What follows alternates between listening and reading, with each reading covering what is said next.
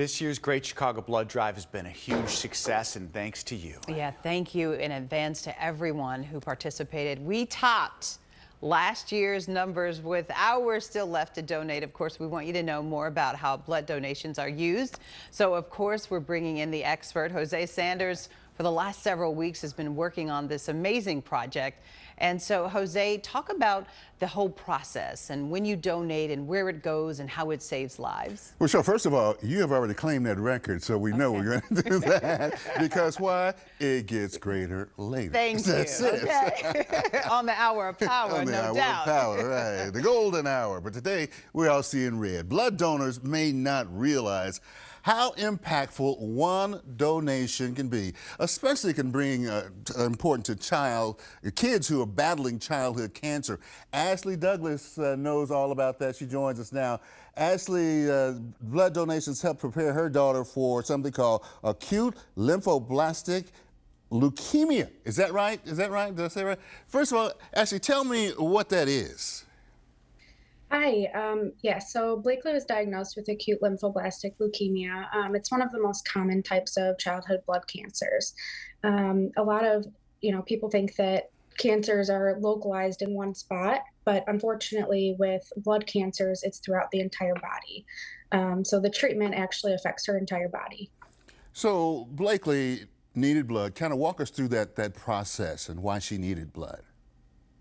So one of the biggest things with leukemia and a lot of childhood cancers and adult cancers, it affects the bone marrow, and the bone marrow really stimulates the production of blood cells. And when it's affected by these childhood cancers, the patients need blood treatment and blood transfusions. So Blakely has had at least 15 blood transfusions throughout her year and a half of treatment so far at the beginning and several times throughout treatment. She is just a little doll, just beautiful. How did she change after a transfusion? She becomes this bubbly personality, just like her normal self. You can tell when she's kind of down, and after the blood transfusion, she's just back to her bubbly self and running around playing with her big sister and just full of smiles. She loves the color, loves those popsicles. We know that much. Actually, you yourself are in healthcare, so you know just how important blood donations really are. So what happens when that blood is not available to us? It's honestly a very scary thought and process when the blood is not available. Anything from trauma to cancer, patients need blood, and a lot of the times they need more than one unit of blood.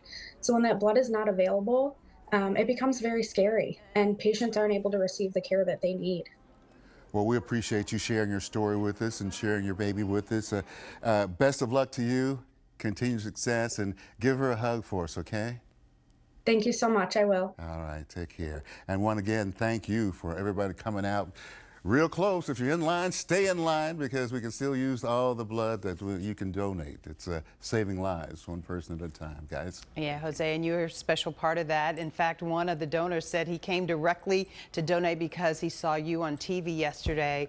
It is the power of the why, the inspiration, the testimonials that really make a difference. Jose, you've been doing this for the last 3 or 4 weeks. Tell us some of the stories that really moved your soul and your hearts. Well, we talk a lot about the people who have sickle cell, because that's near and dear to my heart too. I have some relatives who've been going through that, and it's a really painful process, and those stories often don't get told enough. That's why Mark made an excellent point earlier about us being at Hyde Park this time, because so many people on the south side wanted to donate blood, but you had to go to the suburbs or come downtown when we first started about 9 years ago, and being where people are just makes it so much more convenient to them.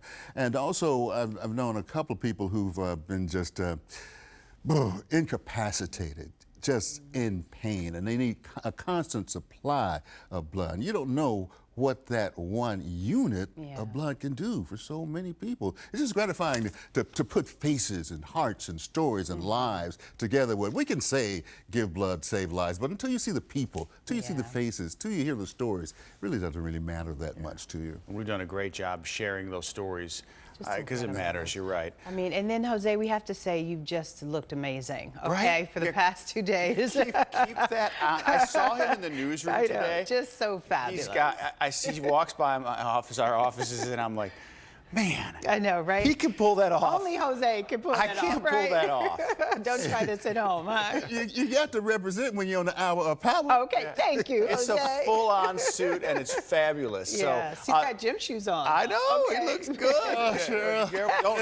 You got my colors on, red and white. You know Full of I'm muscle. partial. Be careful. Oh, the socks Yeah. are cute, too. Hey, if you like that video, be sure to subscribe to our ABC7 Chicago YouTube channel.